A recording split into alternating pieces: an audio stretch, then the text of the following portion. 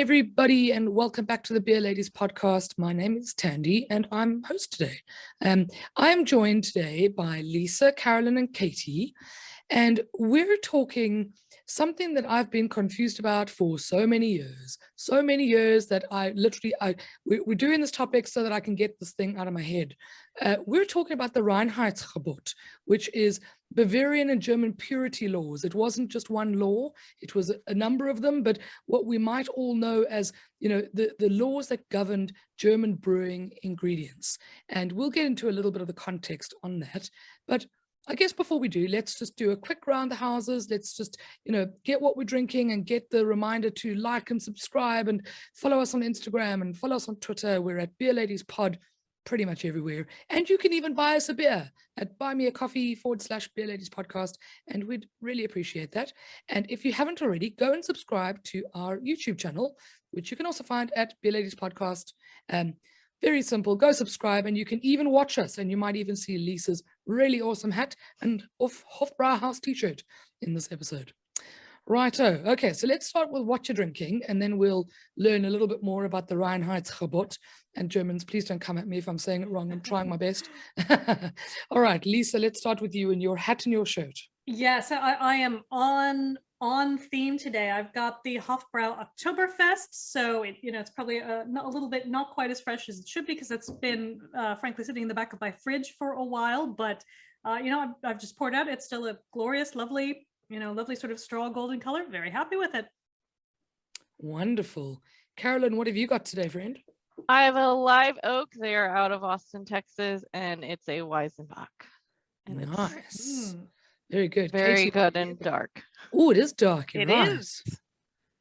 For those watching, it's lovely. I am drinking a Rothaus Hefeweizen, another German, from, it just says, Rothaus im Schwarzwald. So there we go, in the Black Forest. Wonderful.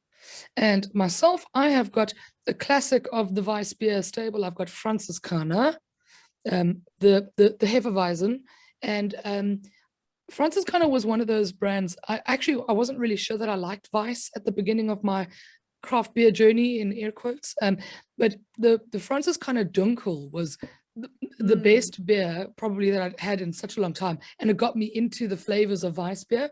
And now whenever I see a Franziskaner, I can't help it. I just must have them, and it's very creamy and very delicious. And it's a commonly drank beer in this house anyway. So cheers, everybody, or Prost. Prost. Prost. Prost. Righto. Okay, so basically we're here to learn a little bit more about the Reinheitsgebot, which is, I think the biggest thing that's weird to me, and we'll get into it, but the biggest thing that's weird to me is that it's called Bavarian purity law, German purity law, but they're not always kind of the same thing. But the basic thing, when it was brought in, and Lisa, I'm sure you're going to tell me that it was sooner than this, but the first mention I could find was 1516, and it was a law that governed beer brewing, which allowed only barley, so malted barley, water, and hops. Now, if you've been listening along to our series on ingredients, and if you know a little bit about beer, there's a really key ingredient that's missing there, and that is yeast. And I guess what I'd read anyway, but I'm sure Lisa will tell us more, is that it was kind of assumed that yeast was part of making beer, so it wasn't listed explicitly as an ingredient. But it started out, so the Reinheitsgebot started out probably partly due to trying to fix prices and supply of different ingredients across Bavaria and Germany. So if you think about it, malted barley is the biggest grain that is used in beer making even till this day, but there's many other grains that are used, for instance, wheat and rye. Now, as I understand it, the Reinheitsgebot banned wheat and rye in beer so that there was enough supply for bread makers, because those are very common bread grains. Now, I think we'll probably go through a little bit of, how the Reinheitsgebot started and where it ended off, and, all the bits in between. But as far as I know, it governed all beer, and then it changed to only lagered beer, so only bottom fermenting beer.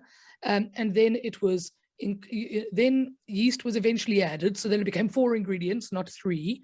And then it started to allow other natural ingredients. So other things that can be found in top fermented beers, which give us Weiss and other kinds of beer, which, made it, I guess, more relaxed. But now, guys, I don't know that much about it, which is why we're here and we're going to learn from the experts. So Lisa, holy crap, man, please enlighten us about the Reinheitsgebot and where this even came from. No, what you're right that 1516 is the date that tends to get thrown around, but you're also absolutely correct that this is Bavaria we're talking about. This is not all of Germany. A unified Germany is not going to exist for several hundred years, and what is and is not Bavaria is also changing a lot at this point. There's always little bits and pieces coming in and going out. But I think you hit on something really important before there, where I think I saw.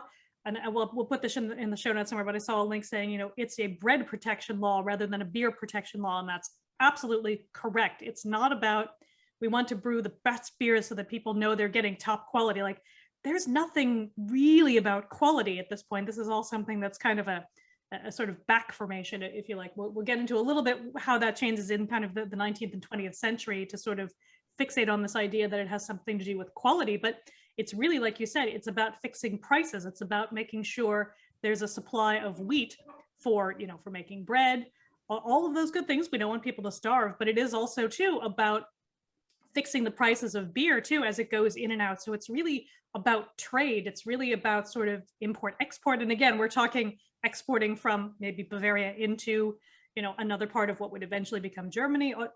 We're talking small distances at this point, but it's again, it's very much about making sure that we have the wheat, so that you can make the bread. And I think it's interesting, so many of you have a Weiss beer or related, because that's not here at all. And it's interesting too that the Reinheitsgebot does change over time, so it's not this sort of static thing as much as people like to sort of point to it. And I think we've probably all been in I'll say not a real German bar necessarily, but a German themed bar. Well, there will be the Reinheitsgebot in German on the wall as if it's this sort of, handed down, from the mountain kind of a thing. And it changes a lot, it goes back and forth. And it's, in the 17th century, you do start to say, oh, you can use wheat in some cases. But again, you're still talking about this very limited scope of influence, if you like.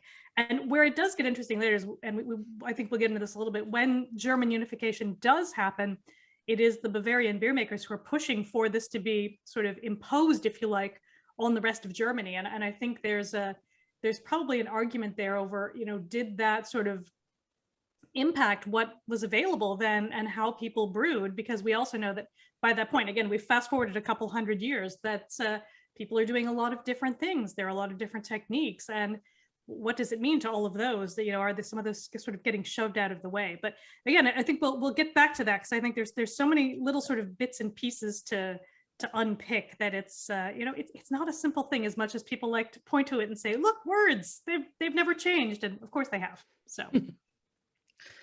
And I think it's interesting, because Belgium has such a different beer heritage, I suppose, and it borders part of, I suppose, after Bavaria, it borders currently what we would call Germany.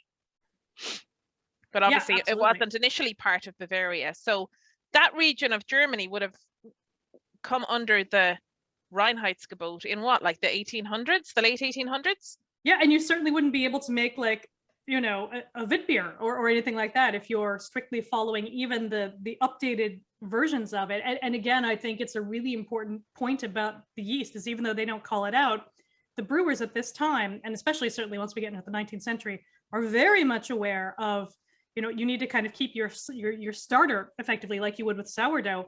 They know that, it's not magic. This is an ingredient. This is something that they have to maintain and look after, but it's not mentioned. So it is a really interesting thing. So I'm wondering if they're treating it something like a catalyst, like it's used in the making, but it's not consumed in the making.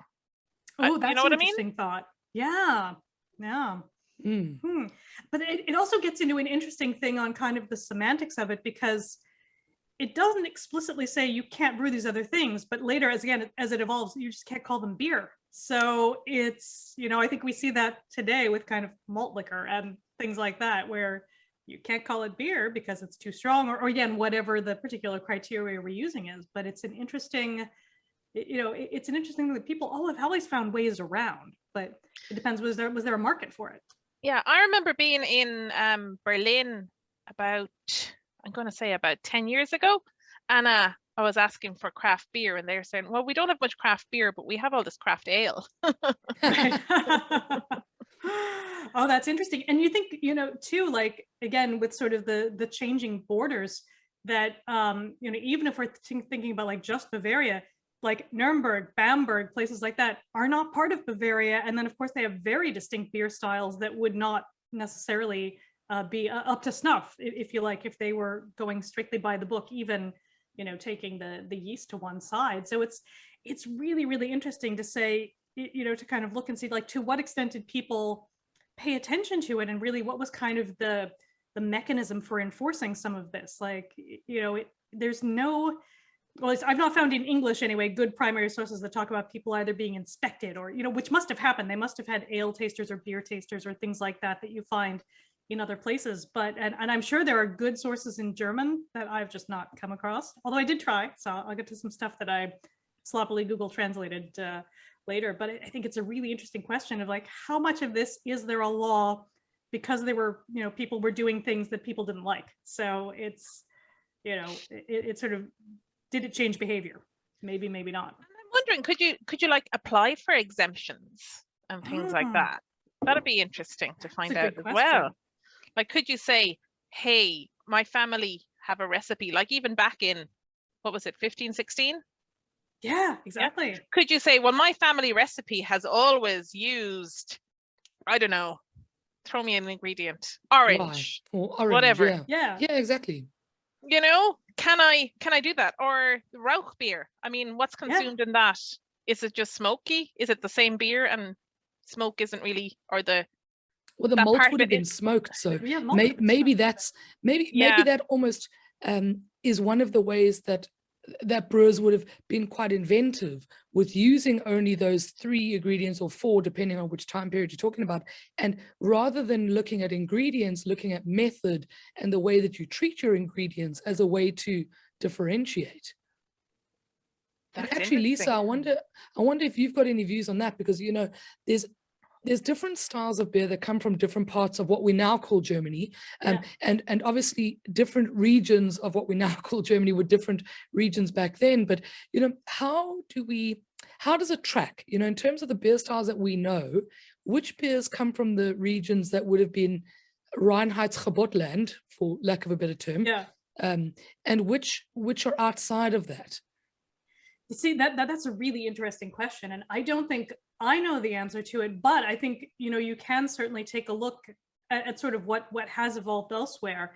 And I think even and this is probably slightly unfair, but even if you go to Munich, or what is still Bavaria today, things are closed on Sunday. It can still be very conservative, and compared to like Berlin or somewhere different, like where I feel like so many of the what we would call kind of modern, air quote, craft brewers in Germany do tend to be in Berlin. They tend to be from northern Germany. They're not coming from kind of the traditional sort of Bavarian heartland. That's not to say there aren't any, but they do tend to not be there. And is it still kind of that lingering sort of, is it because of the Reinheitsgebot, or is it just that it's a conservative area, relatively speaking? So I don't know, but it's also interesting too how some of those other traditional styles that maybe would have sort of fallen afoul, if you like, of the Reinheitsgebot, that were again outside its traditional, if you like, area of influence, almost died out, like like a Goza or things like that, that have only been revived because someone thought it was interesting. And was that related, or and again, I think there is probably a real conversation to be had over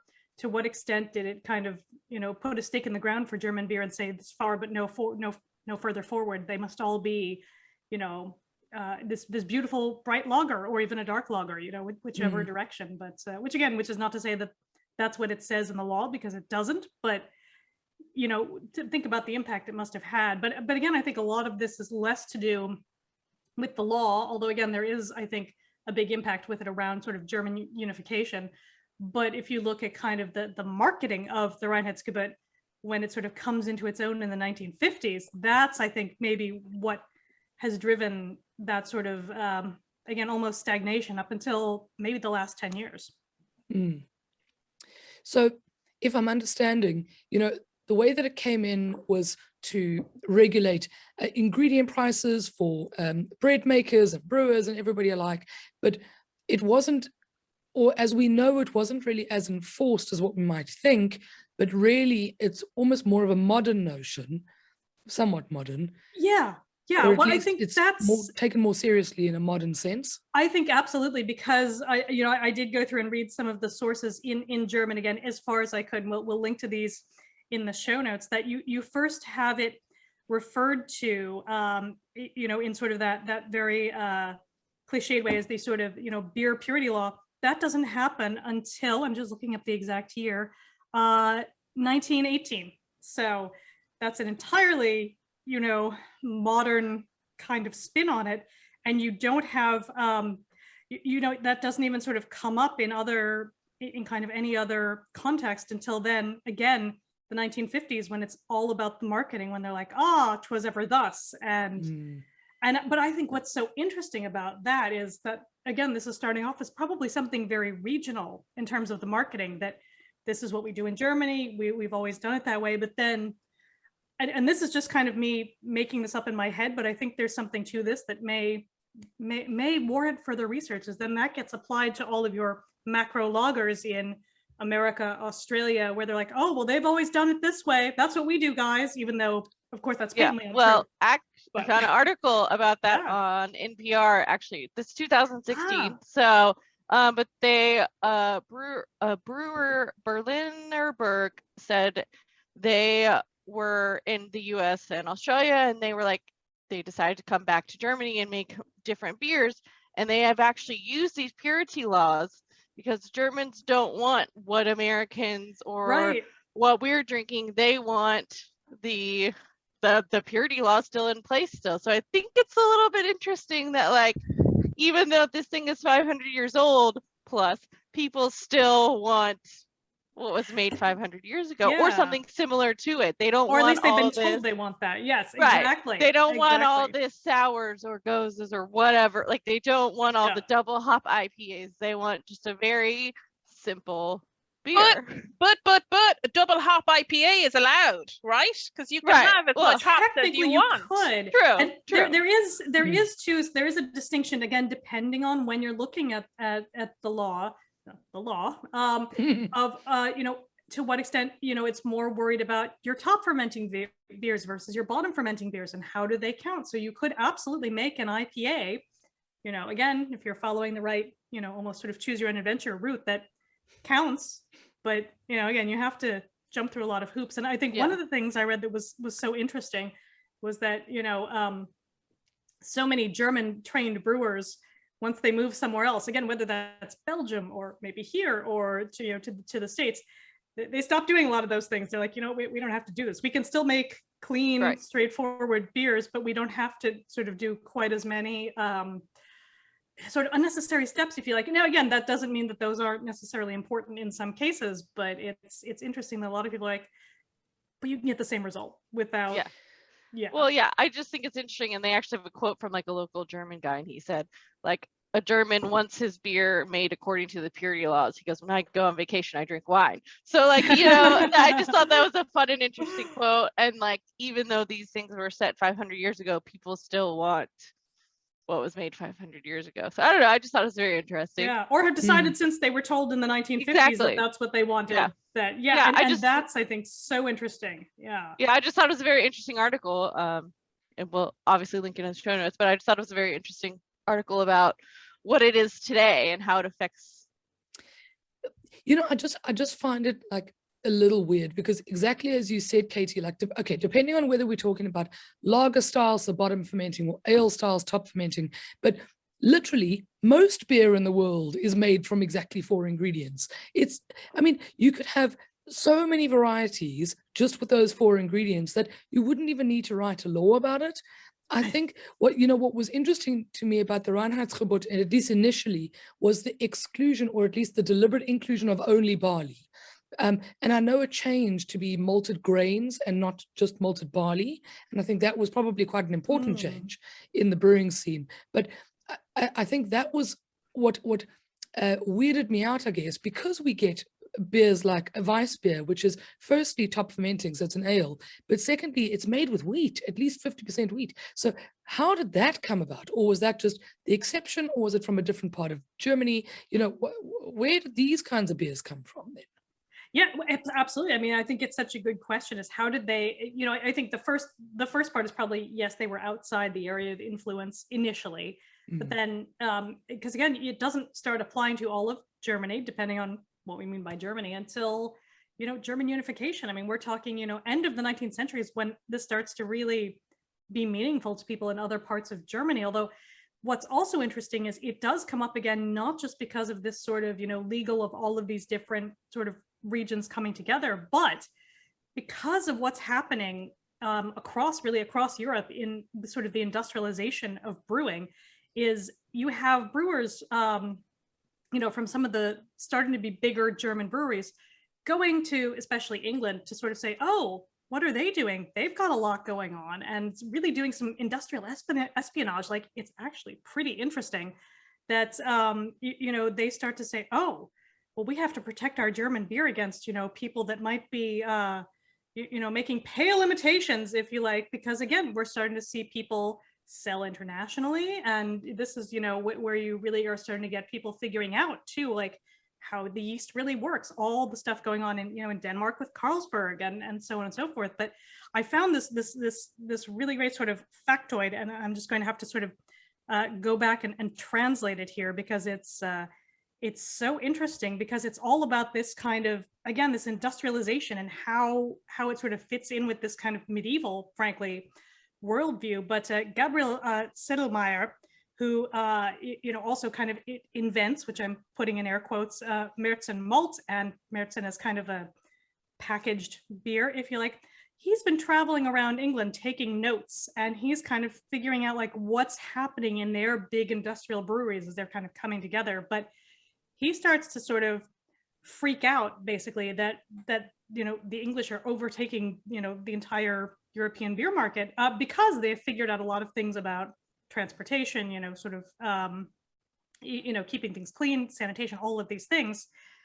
But that is actually one of the things that gets, you know, sort of, he sort of plants the seed, and he sort of comes back, and this is one of the things, because he's, you know, consulting with sort of, you know, your politicos and so on. So between 1871, and he's sort of, you know, trip-tropping around Europe in kind of the 1860s, 70s, between 1871 and 1906 is when the law starts to apply across Germany. So that's really, you know, not necessarily a result of like, we make this good beer, we must protect it, but kind of more about corporations than the companies. So I think that's really, really interesting. But again, people kind of, you know, sort of overlook that in terms of it has to come like, oh, it's national pride. It's like, well, no, they're actually just kind of protecting their individual business. So it's pretty interesting. It's interesting. It's weird because it pairs with the fact that whoever took this on as like a marketing project did really, really well. Because absolutely. It's like, it's the biggest bullshit claim I've ever seen in my whole life. Like, only made with 4 ingredients, as if other beer is made with other stuff. But everybody even reference potato beer as being especially bad. I'm like, who was making potato beer? Come on now. Like, well, obviously the Irish were. Come on, who else would be making potato beer? I've seen. I don't know. I have no proof. But no, for real. Like, I'm like, who was doing this? No one was doing this. No one did. And I guess. Oh, go ahead. No, but like it feels like people knew actually that everybody else in the world was using those exact same ingredients, but they wanted to almost make it seem more, I don't know, pure, special, sacred, whatever the case is. It seems to be like snobbery in a way, doesn't it? It's like, ooh, our beer is better. Yeah. And then I'm wondering, are there levels of snobbery? Like, is there somebody that's like, you know what? I just use natural water. I don't even like adjust the water with salts or. Yeah. Or could it be, I'll drink a beer from that region, but I won't drink a beer from that region? Like, I don't know. Absolutely. Could it be very like, oh, I'll drink a beer from that city, but that city's beer is terrible? Like, could it have gotten down to like, yeah, per city? Like, what or what would you drink? Yeah, I guess. What are you going to drink that beer in that city? Is it very regional? It's almost like drink local, but not quite. Yeah. Right.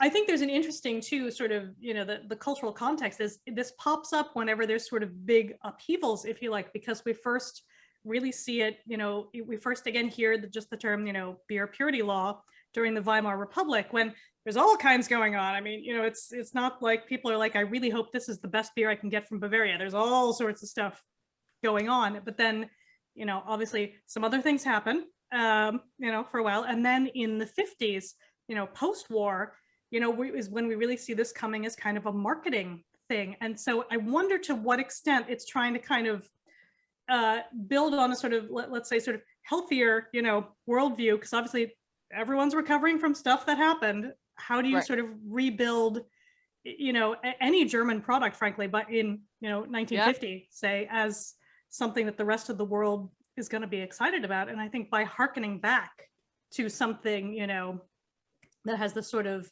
you know, sheen of a medieval past, but you know, like let's be real, like it's not a great time to be alive, but you know, it makes it sort of sound nice, you know, yieldy. It sort of harkens back, and then when you tie it together with this idea of sort of pure food and drink, which again, sort of in the 50s is almost kind of going away in other places where, you know, you look at like North America, where it's like microwave food, or not quite microwave, but TV dinners at least early on. Spam. Yeah, exactly. Like it's a really interesting thing where, of course, if you're, you know, in Germany, you're like, well, I don't want this crappy American beer, you know, no, like it hadn't gotten good yet. So yeah. I'm wondering if a lot of like, I like the way that you said there, a thing happened. Like there would have been a lot of, we'll say, a lot of American and British people in Germany post-war. And I'm wondering if they were like, oh, this beer tastes okay, or this beer tastes nice, and it's like, and so then someone says, oh, they like the beer, let's up our beer, and absolutely, you know, things like that. But if it was a thing that worked, and I do think, you know, you can certainly, you know, paint the picture that does plant the seeds for the eventual sort of craft beer revolution to kick off, because it's always people who are like, oh, I was in the army in Germany and discovered beer could be good, and you know, and then they go back to the States or to Britain or wherever and are like, ooh, you know, it's a really interesting thought. Although again, I think some of that stuff, you know, some of those beers that would have been good would not be sort of Reinheitsgebot compliant. So it's it's still an interesting dichotomy. Although I think one other thing that has just come back into my head is the Reinheitsgebot is sort of written and signed, the original one, in Ingolstadt, which is where Mary Shelley's Frankenstein is set. So I think there's maybe something there too, just to kind of take on that kind of very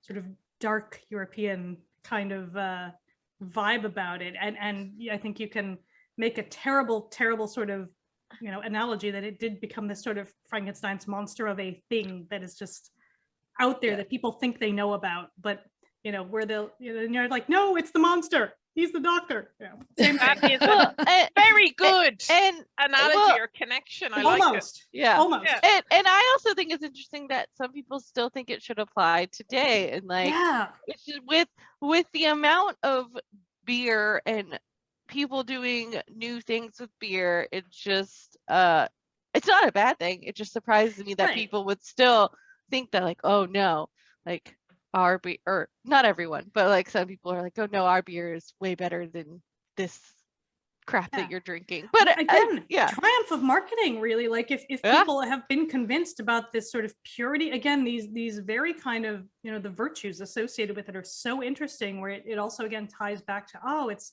you know, it's food, it's not just, you know, having a drink of an evening, which again is not necessarily untrue, but it's interesting that it's tied up with all of these things that are sort of half-truths. But again, that's all the best marketing, right? Is really, you know, getting that emotional connection. So true. It's good job, marketers. Yeah, great job marketing, as usual. I mean, marketing is responsible for the best things in the world. But I mean, it's fascinating to me because I saw there that there was a court ruling in 2005. I mean, that's very recent.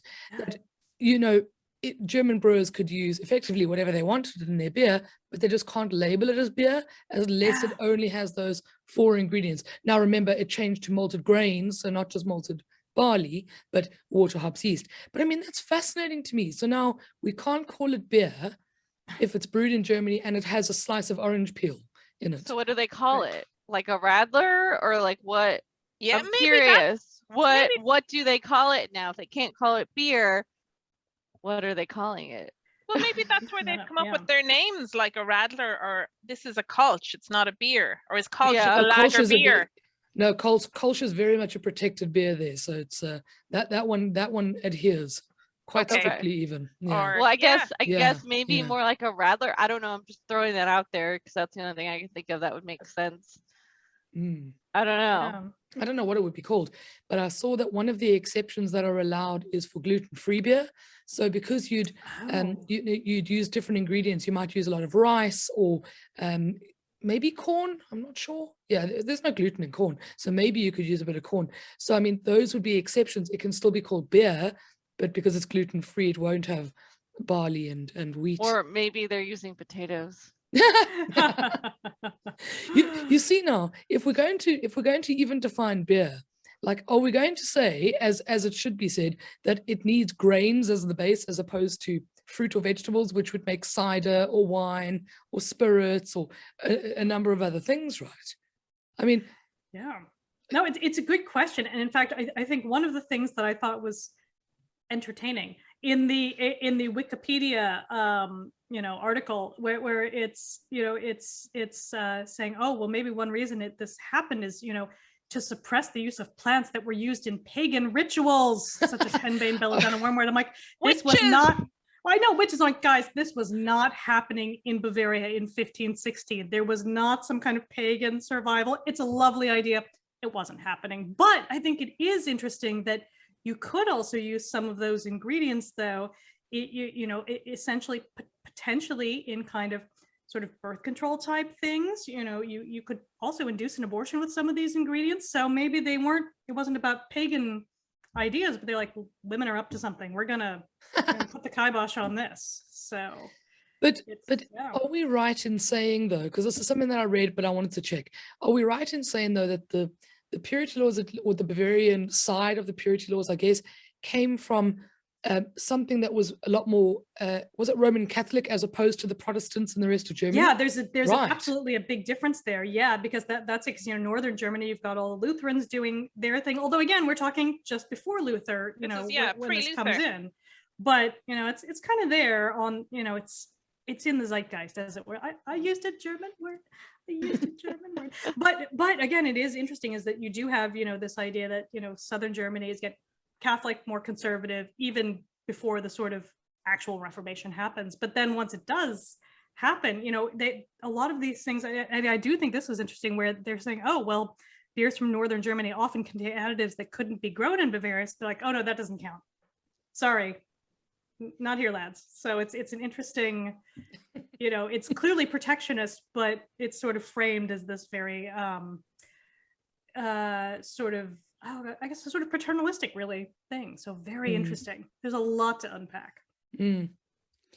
What's interesting to me is I think if most people think of Germany and beer, you'll think of a variety of styles. You won't think of a country that maybe felt a little bit restricted by these kinds of rules. And yet it didn't develop in the same way that, let's say, craft brewing in the States or in England or anywhere else developed. So it didn't follow the same path, even though it was technically allowed the same ingredients. So what on earth is that about? Yeah, it's such an interesting question, because like you say, even if you look at neighbors in, say, Germany, or sorry, in Belgium, where it's all happening, so much variety, and then sort of in Germany it seems much more, again, staid rule following, which again you play into national stereotypes, which is unfair, but it is an interesting, it is interesting. And I think, to what extent is that still sort of driven by the kind of economics of that, like, were there sort of very protectionist or other kind of policies that led to saying, well, this sells, let's just stick with this, versus letting people, or encouraging maybe people to experiment. And I think too, there is probably a difference between, you know, Germany really industrializes brewing. It all is still much smaller, not all, but most is still much smaller, sort of more localized. In Belgium, where, you know, you have every sort of town and village doing their own thing. You know, it still is kind of much more of a cottage industry, whereas, you know, Germany sort of is like, oh, we can, you know, we can have railways and make this all work and get this stuff everywhere. So I wonder if it's a combination of those two things. And then once they realize they can use this as a marketing tool as well, just start slapping on, you know, bottles and be like, look, we did the thing. And do any other countries have they had strict brewing laws like that, I wonder, or anything like that? Good question. I don't know offhand. I do know that there were other things that did predate the Reinheitsgebot that, again, were very regional, very, you know, very sort of small. I mean, there are certainly antecedents in Scandinavia, but again, we're talking Viking period. This is not kind of something we would necessarily be able to say, yes, we know those ingredients and, you know, what they were, but that's an interesting question. All the Viking ones are fascinating, but as I understand, some breweries in some countries that were not in Germany or surrounds even adopted the Reinheitsgebot for themselves, which is, again, a crazy marketing win. But why on earth would breweries outside of Bavaria or outside of Germany like even adopt this? But I mean, even Windhoek breweries in Namibia, claim to be like Reinheitsgebot compliant. I mean, but Namibia was a German colony. That's true. So I'm sure a lot of that came from no, the you're colonial 100% overmasters saying, yeah, this is and I the think way you see to that brew beer. in Argentina as well. There are certainly places that had a lot of immigrants and, you know, from Germany, and that's probably, you know, they recognized it as a sort of, you know, brand from home, if you like. Yeah, so I mean, that one might make sense. But I'd seen, I think somewhere in one of these articles, that even a brewery in China, was it Tsingtao, claims to follow the Reinheitsgebot. They may, I mean. But I mean, inadvertently, everybody's generally following it, unless you're adding donuts to your beer. It's just that you're not putting it on your bottle. Right. Yeah. Exactly, Well, or Lucky Charms. Yeah. Like, no Lucky Charms, sorry. The US does some interesting stuff with beer, so that is true. I did have the Lochgill Chucky Larms beer, which was very interesting. And I've had a couple of them now. But you know, you're right though, and I can definitely think of some in both the US and Canada that make it a big selling point of, we do the thing. But I think it's also interesting that I think some of them that really do kind of, you know, sort of wave that banner are doing nothing of the sort because they've got all that rice in there. So it's, you know, it's so interesting. Yeah. You know, some are just like, you know, no, sure, it's true. Well, why wouldn't it be? You're like, well, okay. Like rice and corn. They're just, are they the blind spots of the Reinheitsgebot? Like, because now they're grain, right? So it's all they're fine grain. now. Are they malted? I don't know. That's a good question. And again, I think, you know, there's a whole other discussion there on sort of the historical use in North America of corn, especially, and why that was, why it's not a bad thing in air quotes, and why adjuncts can be perfectly good. But it doesn't fit that whole narrative at the same time. Yeah. No. I'm sorry, this just popped up. It says 5 things you didn't know about I'm gonna butcher it, so the Reinheitsgebot. German purity law. It says many traditional German beers do not follow the original Bavarian purity laws. As an example, a Hefeweizen. So that's interesting. Yeah. Yep. Yeah. It's like half of the styles that we know from Germany don't follow the original version of the law. So that's why I was always really confused about this thing. Because like the beers that we know are German or German styles, and the law that is supposedly governing beer production, like they don't square up. I guess now knowing that it changed, you know, to be malted grains, not just malted barley, but it's still, I mean, I just think it's still very present law to some people, I guess. Like, I don't know how else to put that. Yeah. No, I think that's a good way of thinking about it. Yeah. And certainly, like, if you go to Munich, you know, they have sort of, you know, big signs out in, you know, where the Oktoberfest happens to be like, look, we have the thing, yay. Yeah. Even though, but again, certainly, your key Munich breweries are 100% doing it. But I also, I wonder to what extent, and I think I would love to sort of dive into their archives and find out more, because I suspect it's all sort of Spaten who kind of made this happen as a sort of marketing thing. Oh, so about craft beer styles. They are forced to label their creation as ales or malt beverages. Here we go. So there's our answer. That's There's right. our Ale. answer. There's our answer. So that's how we probably got ale and malt beverage. Yeah, no, that makes sense. And definitely when I get, the sort of bizarre stuff from Berlin that pops up in shops here in Dublin from time to time, I have noticed some of them are labeled in very unique ways. Yeah. So there's our answer to the question we asked a little while ago.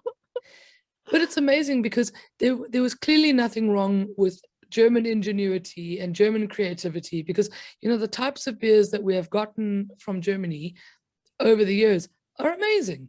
I mean, we're not just talking about one kind of lager in the whole world.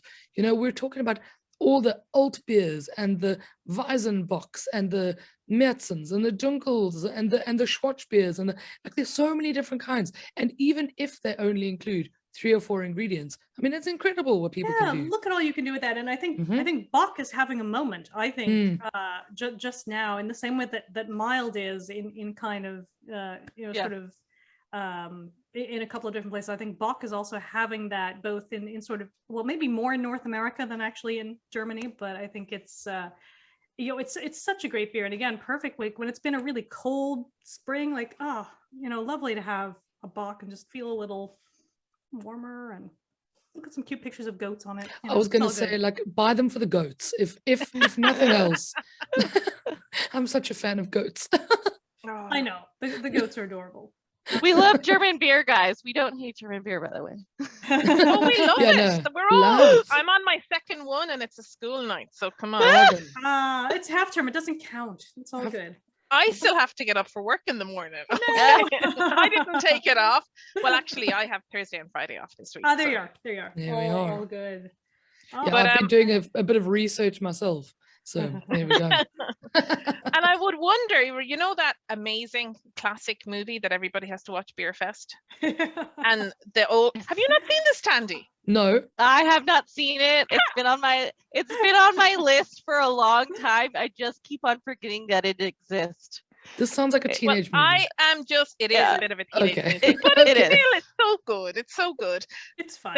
They go looking for Gam Gam's recipe for her beer, and I'm hoping that it's a Reinheitsgebot, because it's a family recipe all the way from Germany, that they have to brew for the competition, isn't it? I think so. Yeah.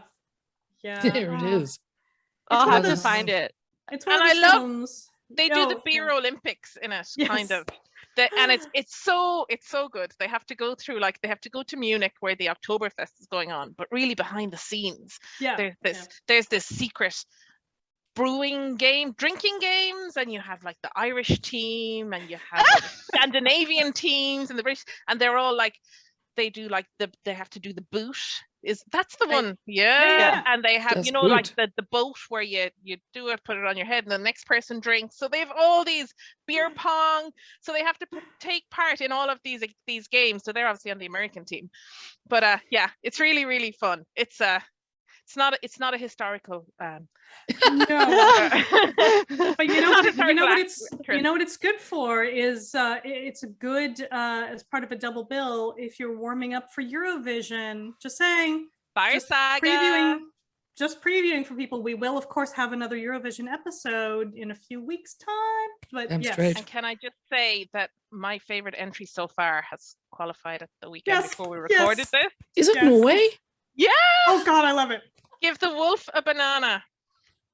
That song is okay. That's mad, guys. You're gonna have to tune in for Eurovision craziness, because this particular Beer Ladies cohort, we're generally obsessed with Eurovision and all of the drama and all of the pizzazz that comes with it.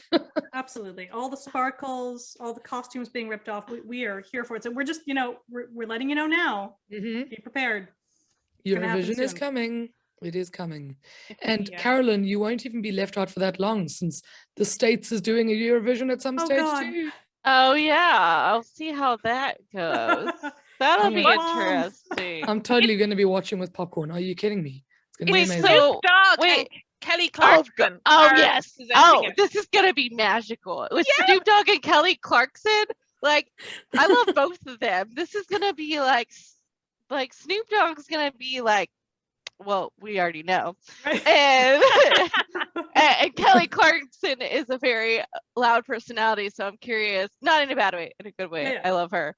Probably an Aries like me, right? It'll Loud be and messy. interesting. It'll be interesting to see those two together. So now I'm actually curious.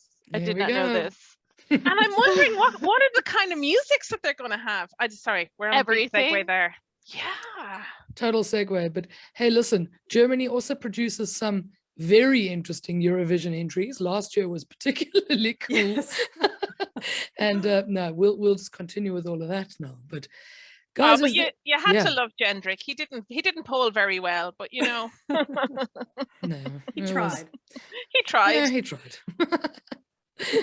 Guys, is there anything else now on the Reinheitsgebot or purity laws in general that we have missed out? Is there anything that our folks listening at home will need to know before we leave this?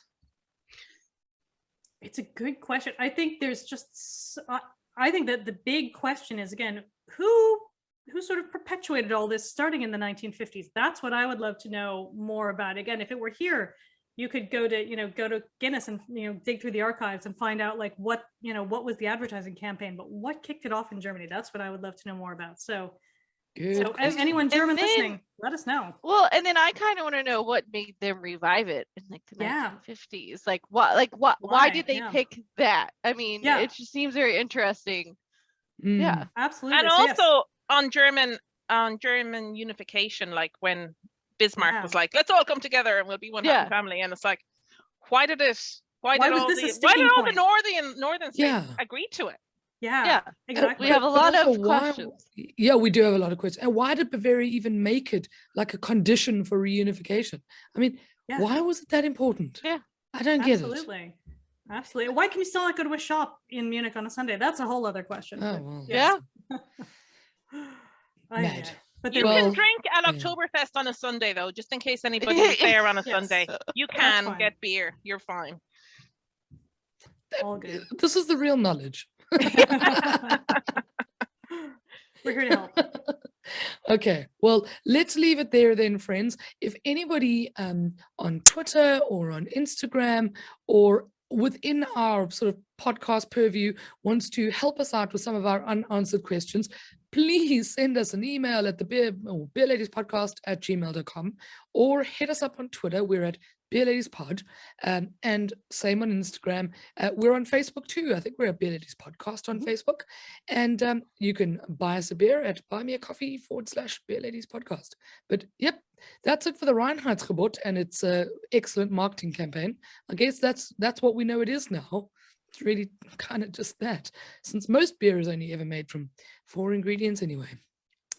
All right. Thank you, friends, for being here tonight. And thank you at home for listening to the Beer Ladies podcast. See you next time. Bye. Bye.